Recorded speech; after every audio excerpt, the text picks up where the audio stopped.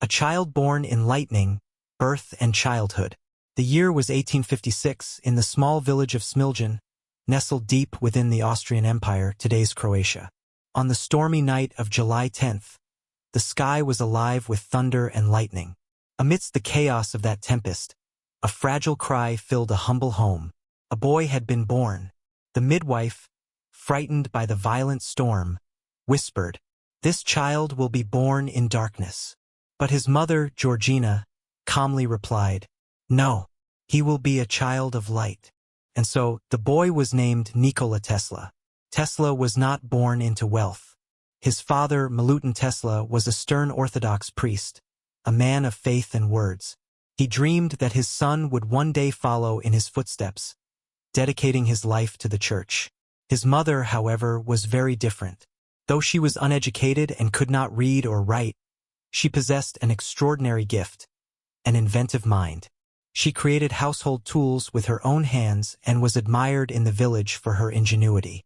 Nikola would later say, "Whatever talent I have, I owe it to my mother."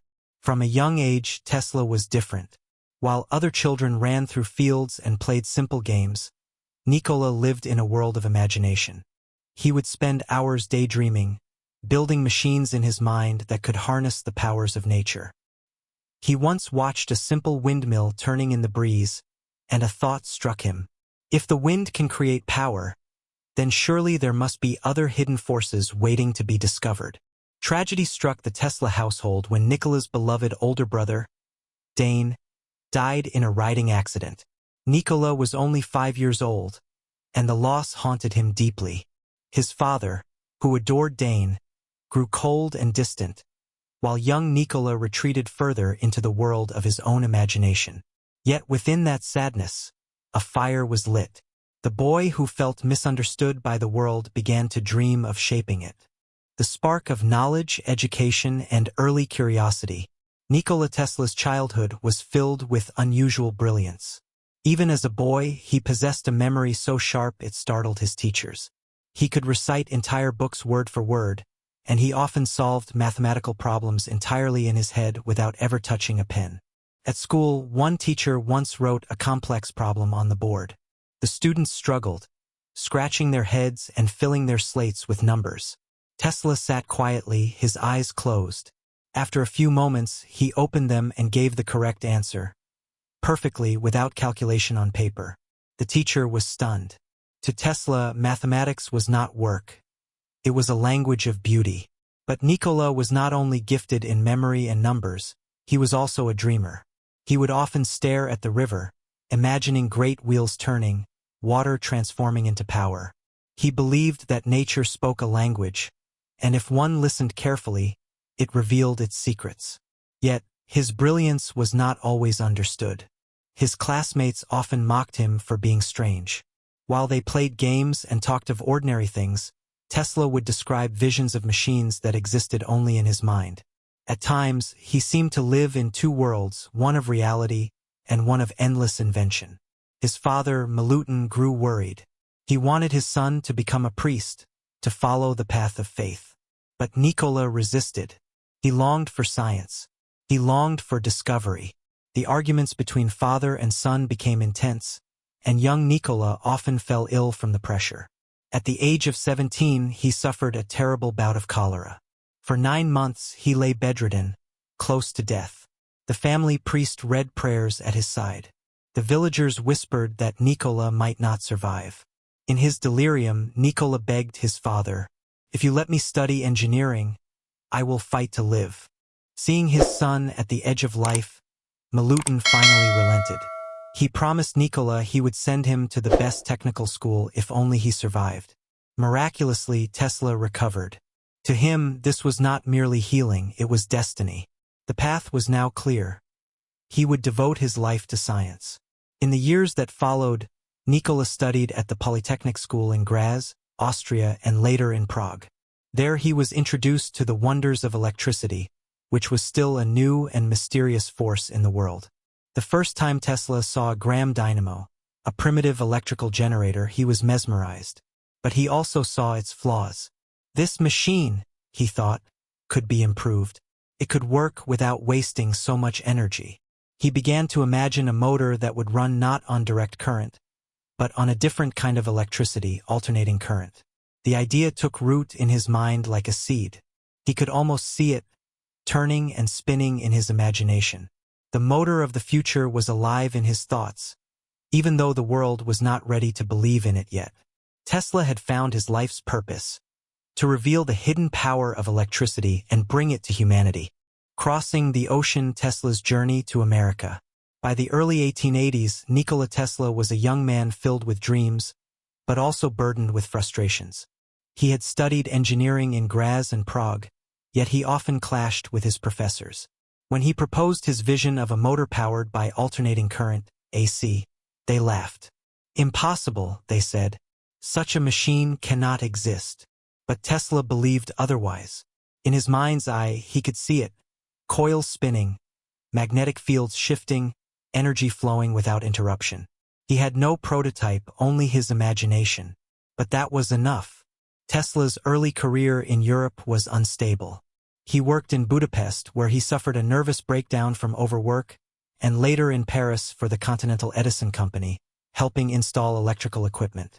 He impressed his employers with his knowledge, but he remained restless. He needed more. In 1884, an opportunity arose. Tesla was offered a chance to work in America, the land of industry, invention, and possibility. At that time, Thomas Edison was already famous as the Wizard of Menlo Park, celebrated worldwide for his electric light and direct current, DC systems. Tesla dreamed of working alongside him, believing they could combine forces to revolutionize the world. With little money in his pocket and a letter of recommendation in his hand, Tesla boarded a ship bound for New York. The journey was not easy. His luggage was stolen. At one point, he even lost his ticket and nearly wasn't allowed to board. But nothing could stop him. He arrived in America with just a few cents, some sketches of inventions, and an unshakable belief in his destiny. When Tesla first set foot in New York City, the city was unlike anything he had seen before. Bustling streets, horse-drawn carriages, towering buildings, and the first signs of electrical lighting glowing in shop windows. For Tesla, it was as though he had stepped into the future. Soon after, he presented himself to Thomas Edison. The letter he carried was from one of Tesla's former employers in Europe, and it read, "I know two great men. You are one of them. The other is this young man." Edison was intrigued and hired Tesla to work for him. At first, Tesla admired Edison's determination and work ethic. But he quickly noticed their differences. Edison relied on trial and error, testing thousands of materials until something worked. Tesla, on the other hand, built everything in his mind first, creating precise models in his imagination before even touching a tool. Despite these differences, Tesla worked tirelessly, helping to improve Edison's DC systems. Edison even promised him a reward, $50,000, if he succeeded in redesigning his generators. Tesla did the impossible, but when he asked for the money, Edison laughed and said, "Tesla, you don't understand our American humor." Tesla was devastated. He realized Edison never intended to pay him. Worse, Edison had no interest in his revolutionary ideas for alternating current. To Edison, AC was dangerous and unnecessary. DC was the future. With disappointment heavy in his heart, Tesla resigned. He was alone in a foreign land, penniless and unemployed. At one point, he dug ditches in the streets of New York just to survive. For a man with such brilliance, it was a humiliating fall. But Tesla refused to give up. Deep inside, he knew his vision of alternating current would change the world. He just needed someone to believe in him. The war of currents, Tesla versus Edison. After leaving Edison, Nikola Tesla wandered in New York, carrying nothing but his ideas and a fragile hope. But destiny had a new ally for him: George Westinghouse, a brilliant and daring industrialist. Westinghouse had heard whispers of Tesla's genius. He met Tesla in a small office and listened as Tesla spoke of alternating current, AC, a system that could carry electricity over long distances efficiently and safely. "Your AC system could change the world," Westinghouse said. "I want to build it with you." Tesla's eyes lit up. For the first time in America, someone believed in him. Together, they began working on a plan to challenge Edison's empire. Edison, however, was furious. He had invested millions in direct current, DC, and Tesla's ideas threatened everything. What followed became one of the greatest industrial battles in history, later known as the War of Currents. Edison launched a campaign to discredit Tesla and Westinghouse. He called AC dangerous and deadly. To prove his point, Edison publicly electrocuted animals using AC power. He even invented an electric chair powered by AC to terrify the public. Headlines screamed, "Alternating current kills." But Tesla remained unshaken. He knew the truth. AC was safer, more powerful, and far more efficient than DC. He continued refining his designs, perfecting the motors and transformers needed to bring his vision to life. In 1893, the turning point came. The World's Columbian Exposition in Chicago invited Westinghouse and Tesla to light the entire fair, a spectacle that would be seen by millions. Tesla's AC system powered the lights, illuminating the fairgrounds like 1,000 suns. The public was amazed. For the first time, they saw the beauty and potential of alternating current. Tesla's vision was no longer theoretical. The world could see it, feel it, and understand its power. AC electricity became the standard, and the tide began to turn against Edison's DC empire. Despite this victory, Tesla's life remained full of struggles. He was often short on money and deeply lonely. Yet his mind never rested. While others slept, he imagined wireless energy, remote-controlled machines, and even tapping into the energy of the Earth itself. Tesla had a vision far beyond the 19th century. He dreamed of a world where energy was abundant and free, where communication could travel invisibly through the air. But many could not understand him. To them, Tesla was eccentric, even mad. And yet, the War of Currents proved one undeniable truth. Tesla's genius could reshape the world. The inventions and dreams of Nikola Tesla.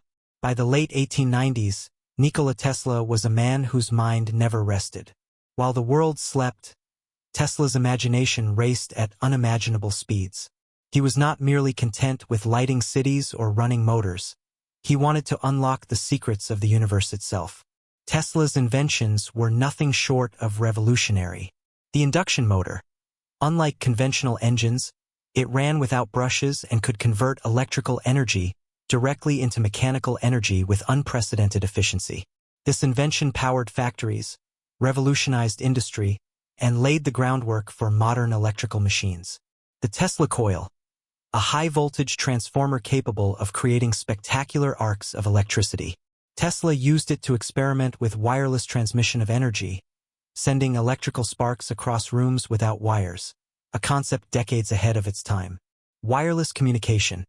Long before cell phones or radio waves became commonplace, Tesla dreamed of a world where messages could travel through the air.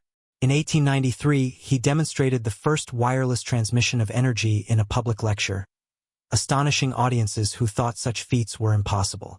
Remote control. Tesla built the first remote-controlled boat, operating it through radio waves. Spectators thought it was magic, a machine moving as if guided by an invisible force.